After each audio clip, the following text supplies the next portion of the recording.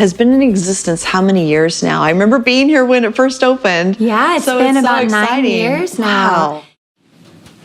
So here we are, right here. All right. Project Hope, Los Angeles.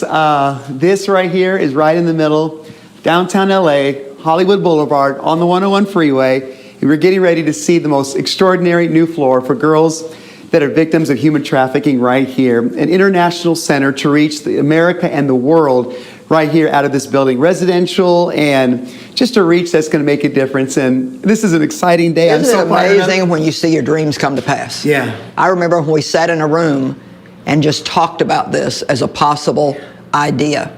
And we're so appreciative of our partners who have helped us partner with you to make this happen. You know, we really do get the best. You know, we are literally standing in miracle space, and we're really walking around in miracle ground, because especially after this last year, there's no way that we should still be surviving, and not just surviving, but thriving. But it's because of ministries like yours and viewers like your viewers that really just come alongside and say, okay, I may not be living in Los Angeles, but I can help them help that woman who really needs it the most. And we're seeing is 12 to 14 is the average age of girl that is entering into human trafficking here in Los Angeles. And just because they turn 18 doesn't mean that they're no longer a victim. They don't know anything different. They don't know anything better. And that's why we were very passionate to open up an emergency shelter for domestic victims over the age of 18, because in America, when a woman turns 18, she's not a victim, she's a criminal. And so we work with law enforcement, we partner with them in every way that we can to help these women see that they do have a way out, and being willing to give them that gift of time that they need to really heal and to obtain some education, some skill sets, so that they can transition effectively. And that's really what we try to focus on here. At this point, in your third year of being a part of the program here at the Dream Center, what is it like for you? What do you do now? Right now, my third year, I'm able to walk in freedom with Christ. I used to have a lot of shame and live with a lot of guilt, almost like I live with my head down my whole life. And with God's truth now, I feel like I'm getting to know who I really am and be a healthy human being. That's good. Can you tell me a little bit about your childhood and where some of those original wounds came from? My mom, when I was 16 years old, she introduced me to this old man, and I will have to go do visits with this man. My mom and my grandmother used to get money from it, and I kind of felt betrayed my whole life. I never had like any structure to be a whole person.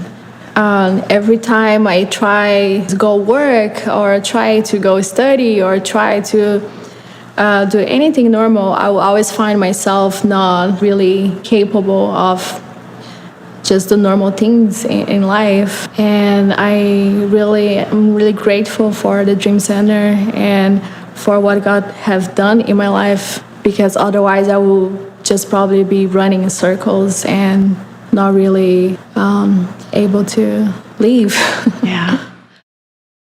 I've never sat across from a woman who has shared their story with me that I haven't thought to myself, well, no wonder this is where they ended up. No wonder this is how their life went, because they weren't given a lot of options. They weren't given a lot of choices.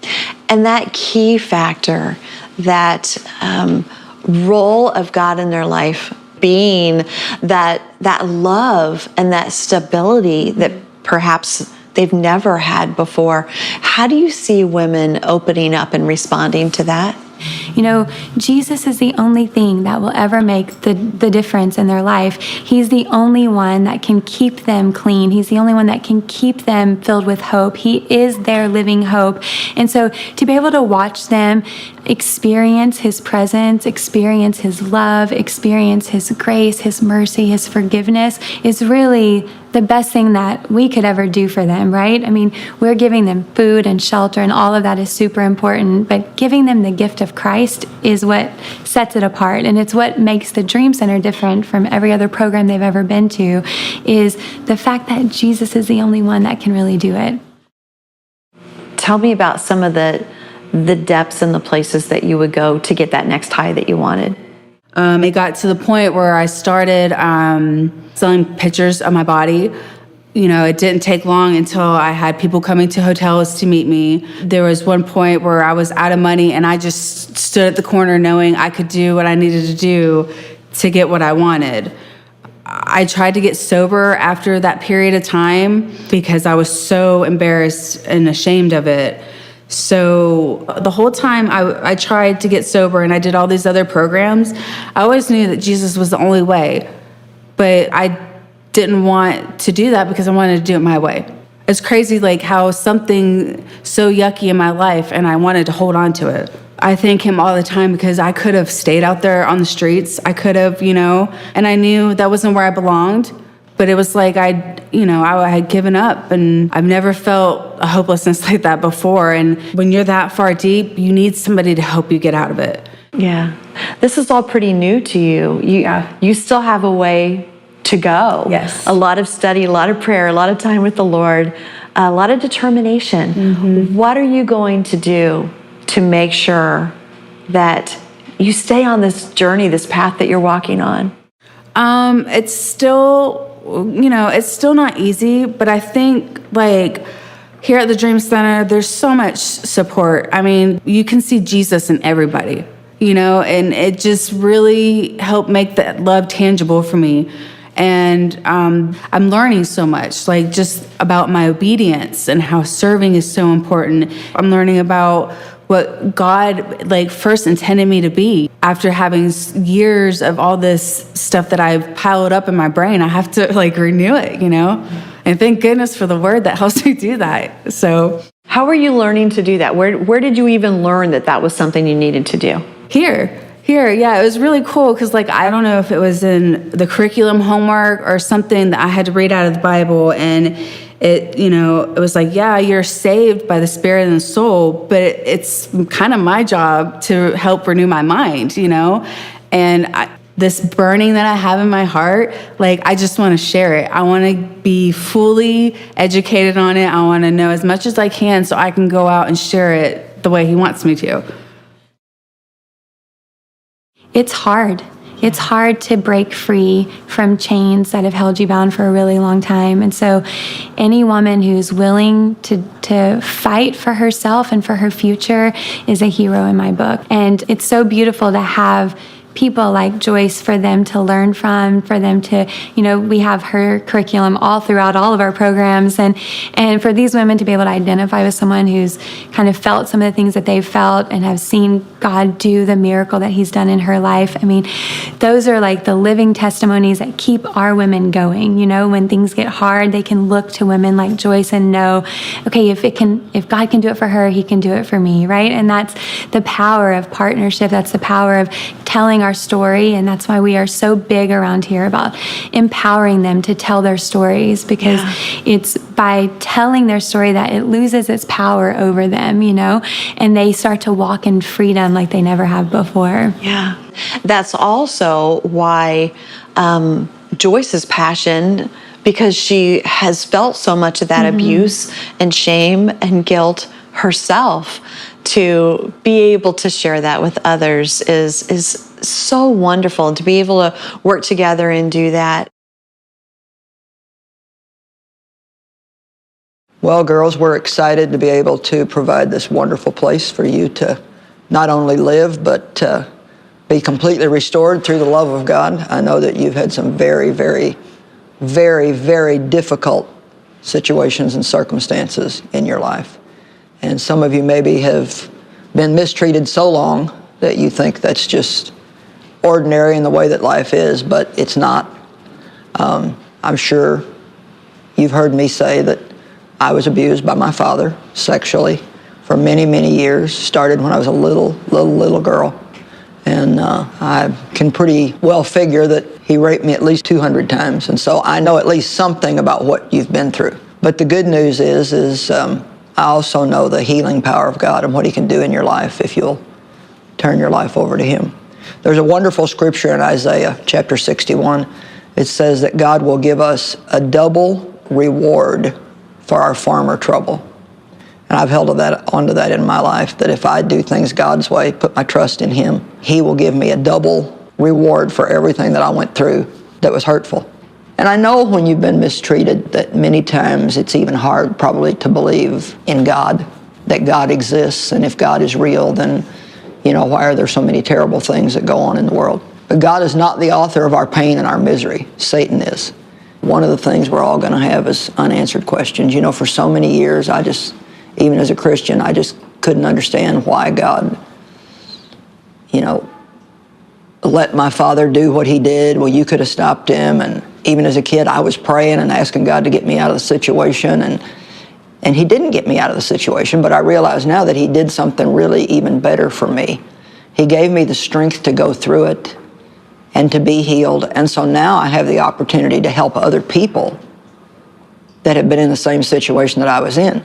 And, God just shared with me that parents have authority over children, and they can do things that are not good.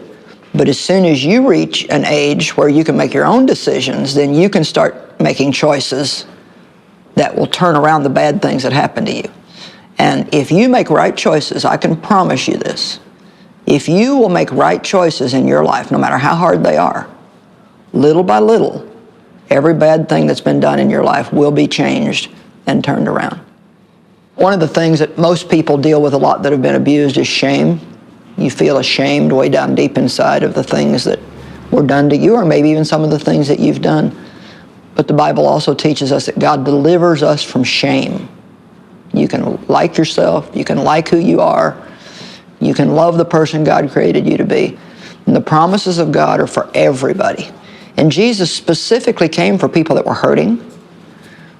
Actually, the Bible says in 1 Corinthians 1 that He on purpose chooses what the world would throw away as trash and actually works through them to show His glory. Success is not really what the world says that it is.